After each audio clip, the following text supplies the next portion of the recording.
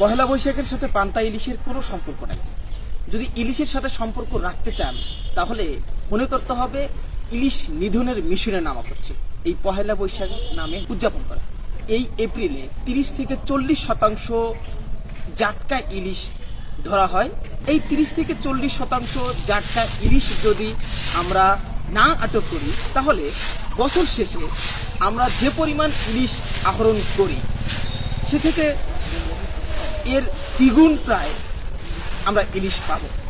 কেন হচ্ছে উৎসবের নামে এই জাটকাকে আমরা ক্ষতি করতে পারি, ইলিশ আহরণ বা ইলিশের নিধনে নামতে পারি।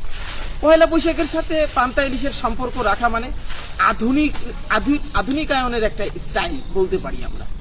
এ থেকে আমরা একটু ঘুরে আসি যে পহেলা বৈশাখ যে বাঙালির চেতনা, বাঙালির যে বর্ষবরণের উৎসব, এটা আমরা বাঙালিয়ানা দিয়েই দিতে পারি, বাঙালিয়ানা দিয়েই হচ্ছে পরিচয় করতে পারি।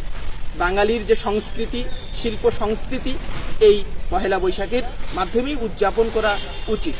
পান্তা ইলিশকে একসাথে মিশিয়ে ইলিশ নিধনের মিশনে না নামাই উচিত বলে আমি মনে করছি। সবাইকে বর্ষবরণের শুভেচ্ছা। আল্লাহ হাফেজ।